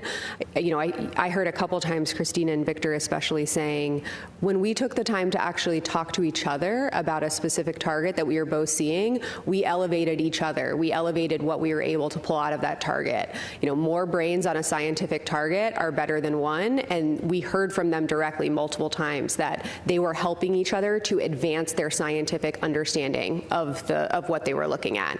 We actually also heard them say, hey, we have a hypothesis. Can you guys provide guidance on that hypothesis, like right now in the middle of our flyby? So the science team was saying, was cross-checking what they were seeing, was reading up geologic ages of major lunar impact features, and it was informing the observations they were making during the flyby.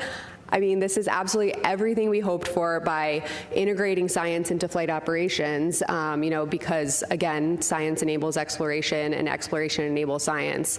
And the fact that, they're giving observations and, I was able to immediately follow up on those observations with, just the quick questions that can enhance science return, it meant that they were evaluating and buying down multiple working hypotheses in real time during their flyby. And just imagining the future when we have crew on the surface for short duration missions and ultimately the moon base, the amount of science we are able to gain when, science is woven into this operational fabric is incredibly impactful. And we saw that, for 7 straight hours yesterday. Now we'll move to Micah Maidenberg with the Wall Street Journal. Hey, good afternoon.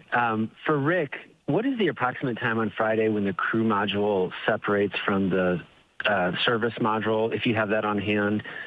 The administrator mentioned splashdown is expected for around 8:07 Eastern.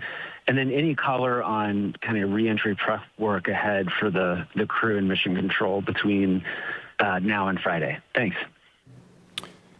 Sure. I'll start with some of the times. The crew module and service module separation is going to occur about 20 minutes before entry interface. So that separation will be at 7:33 p.m. Eastern Time. We expect entry interface about 7:53 p.m. Eastern Time with a splashdown around 8:06 p.m. Eastern Time on Friday. As for the preparations that the ground and the astronauts are doing today to prepare for entry, or today and future days, a lot of it is all of the science equipment and cameras and tablets and reference material that got unstowed in support of the flyby. Well, we have to put that all away. We have to pack up our suitcases and get ready to come home. And that takes time. And so we are laying out a plan to make sure that the crew gets everything packed away in time to get their suits on and get in their seats to perform that final trajectory correction maneuver on splashdown day and come home. We'll move back in the room to Joey and then on to Will. Thanks. Joey Roulette with Reuters. I just had another quick toilet question. Do you have any idea as to why the venting is not happening as fast as you hope it is? And what other hardware on the spacecraft might that implicate, or what other problems might that cause? Yeah, so the engineering team is going to go through a full fault tree to identify all of the potential causes of the blockage. Initially, you may have recalled that we thought it might be icing up at the nozzle at the outer mold line of the spacecraft. We have pretty high confidence that it's not an icing condition. We've put the spacecraft in a sun-focused attitude to bake off any ice. We've activated heaters along the lines internal to the spacecraft, and we still see a blockage. And so the latest theory is related to some of the chemistry that goes into ensuring that the wastewater doesn't develop any biofilms. And there may be something going on with a chemical reaction where there's some debris that's generated as part of that reaction, and it's getting clogged in a filter. But again, we don't have root cause, and once we get the spacecraft back into the processing facility in Florida, we'll be able to get access to all the components and do a real detailed fault tree to identify the root cause. Hi, Will Robinson-Smith with Spaceflight Now. Thank you all for taking the time. Going back to Dr. Young's point about the intersection of science and exploration, to both Dr. Young and to Dr. Glaze, given the number of believed to be impact flashes that the crew observed during just a relatively brief amount of time, I wonder how these observations and the ones made previously by LRO will factor into creating the conditions for a moon base that can allow the astronauts to stay safe, given the probability that they may experience a micrometeoroid impact at that site. Thank you. Want to say anything? Well, I do think that the data that we're collecting with these observations, and as you noted, the LRO data that we're continuously collecting, we have been for quite a while, all of that is being fed into our plans and making sure that we understand what all of the variety of risks are. There's many that we're looking at, and of course micrometeorites being one, as we start to establish infrastructure on the surface and understanding those rates. These kind of data really help inform us as far as what we can anticipate. And of course, the different parts of the moon, down at the South Pole, maybe a little slightly different rates than we would see higher up at higher latitudes. So we need to compile all of those data and understand where, what those impacts might be.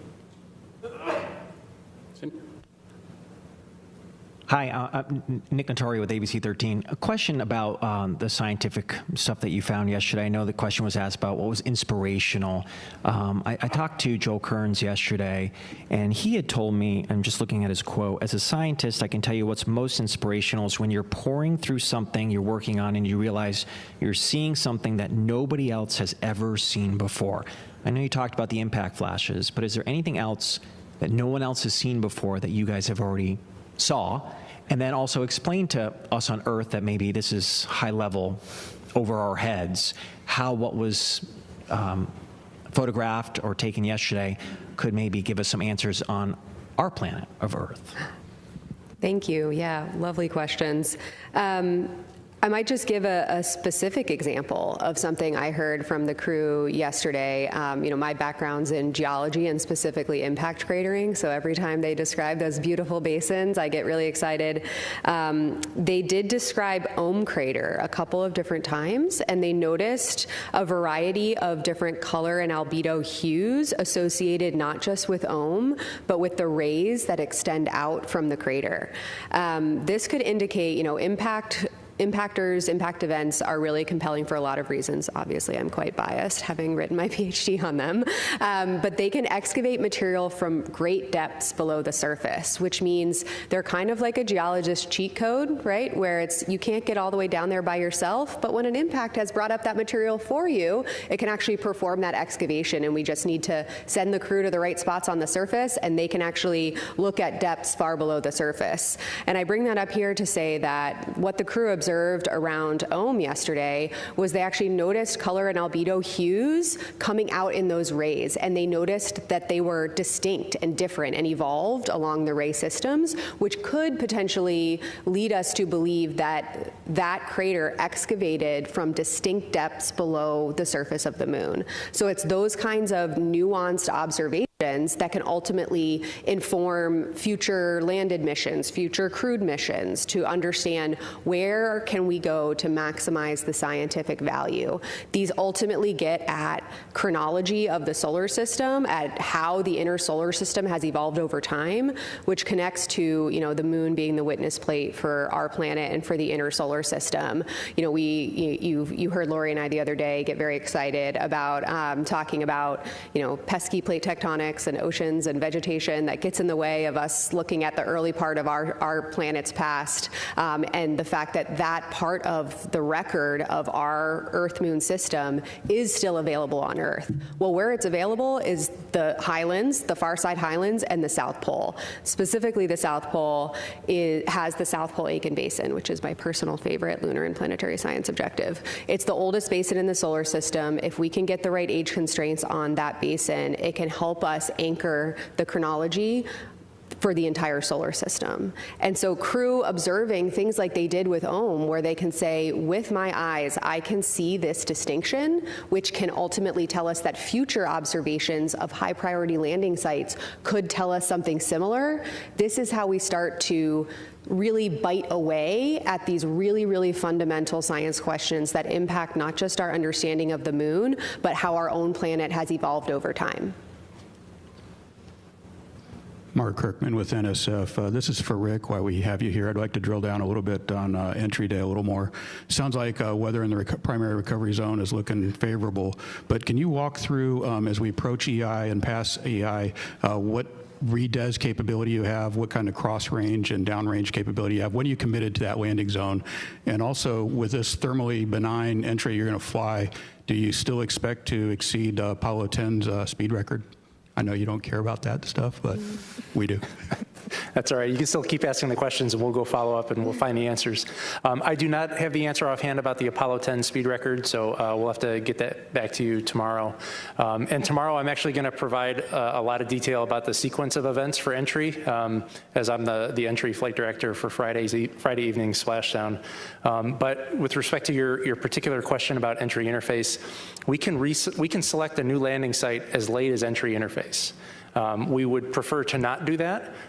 We like to give ourselves a little bit of margin, but we can adjust the latitude and longitude of the site, and the spacecraft will fly to those coordinates so long as we get that command up before entry interface.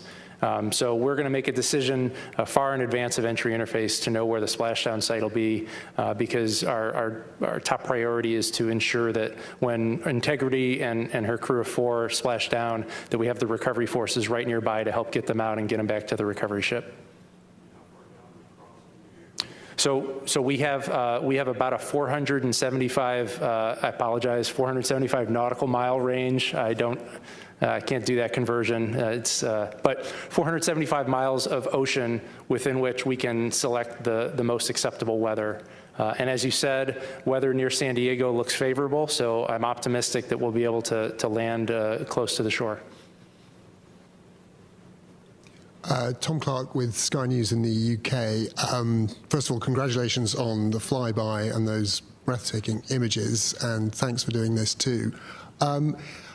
There's been a lot of focus on the toilet, but I'm looking to get a kind of overall perspective on how happy you've been with Orion and the European Service Module. What are you definitely going to have to fix before you fly it again? And how confident are you looking ahead to re-entry? I'm not sure I heard the end of the question. You talked about the, how the Orion is performing, and it's performing spectacularly. I have to tell you, our Orion team is so pleased with really everything the way that it's performing. The engines, the manual control that you've heard us talk about several times, that the crew have just gone over and over about how well that's performing, how nicely the Orion crew module is handling. The service module, again, providing everything that we need. Yeah, we've had a couple of challenges, but overall, I mean, I think they're pretty minor in the whole grand scheme of things. The hardware itself performing extremely well. We're really looking forward to turning this around and flying again in a year, and then again a year after that. I think this hardware is really spectacular, and we're really looking forward to doing this more often. We're going to get the toilet figured out. The toilet is actually functioning perfectly. It's the drain, the ability to vent the wastewater. And as Rick said earlier, as soon as we get this down on the ground, we'll be able to get inside, and we will get to the root of that. Hi, Lisa Grossman from Science News. This is especially for Kelsey, but actually for all of you. The astronauts yesterday used a lot of really fun analogies and descriptors for the features on the moon they were seeing. Did any stand out for you as favorites? Oh, of like the analogies they used to describe lunar features? Yes, I liked the handprint, and that actually, we had a team working overnight to figure out exactly what they meant. They found it this morning. They were very excited to figure out exactly what they were talking about. I think, we train them, to be totally blunt, we train them to describe it like they see it. Tell us what speaks to you and how you can communicate it back to us. And so I think Christina delivered on that ask when she described a feature as looking like a wound. We do agree. I'm not sure it was my favorite lunar descriptor I heard yesterday, but it was evocative, and she was right. It did indeed look like a wound. And I was also really resonating with the way that several of the crew members were trying to, in the spirit of wanting to have a scientific dialogue, right? They had science questions they were trying to answer, and they were asking us some pretty sophisticated questions real time. And so to bring us with them on what they were seeing, the way that they were cluing us in to how they were moving across the moon by saying, take this feature, draw a line from that to this, and then continue going, and this is the feature we're looking at. Help us use that as a waypoint. It was an incredibly impactful way to have our team be ready to very quickly provide them with answers to the science questions, which is, again, important, not just because, of course, we want to support our crew at the moon, but when we can respond quickly and understand what they're looking at, it maximizes science, because we can immediately ask the follow-up question and have them burrow in even deeper on those multiple working hypotheses. So the descriptions are not just great to clue us into what they're seeing, but it really helps us in real time maximize the science we're getting out of, in this case, a 7-hour flyby. I'd like to just comment real quickly on one of my favorite. It wasn't actually a lunar observation, but it was during the eclipse, and they were looking at the planets that could be seen. You could see Mercury, Mars, and Saturn. And Venus, yeah. And Venus on the other side, yeah. But they're looking at the planets, and I can't remember who said it, said one of them looks kind of red, and Kelsey's observation was, that's Mars, you're looking at your future. And I thought that was spectacular. Thanks. We only have time for a couple more questions, so I'll pass it over to you, Jonathan, and then we'll do one more.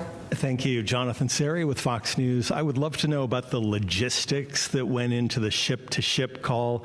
If you could explain in layman's terms, how did it work out? And perhaps more importantly, what was the symbolic impact of that call? So the logistics, we have done a number of public affairs events on integrity throughout the mission.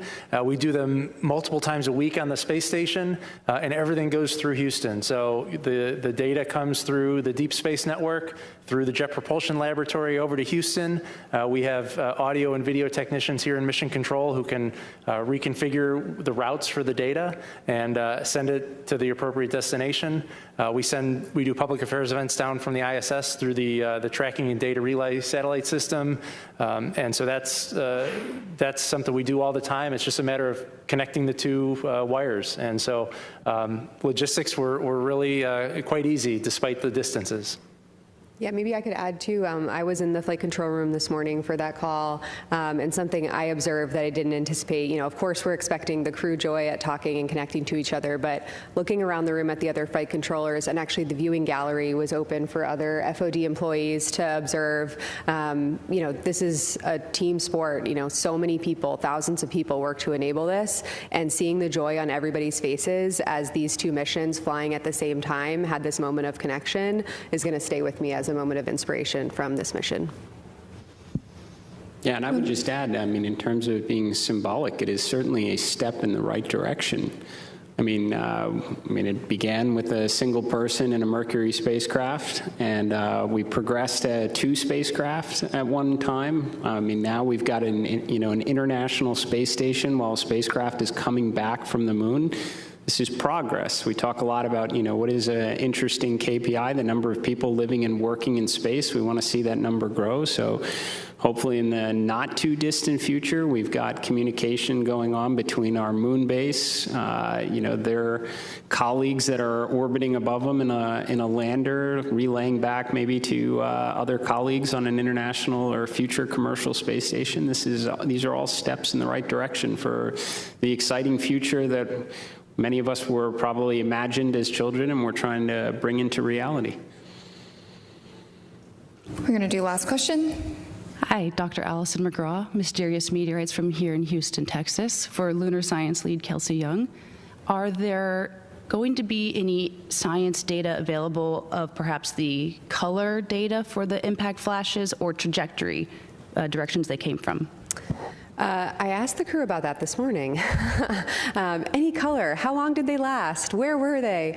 And Reed and Jeremy, as I was talking to them, had their crew tablets out and they were making annotations and sketches on what they saw. They did just report this morning in our conversation that they didn't observe any color to them and that they were very, very brief, but they did provide sketches on whereabout they saw them. And so again, like I said, we're going to use the Lunar Reconnaissance Orbiter to try to, track to those features and try to identify what they saw.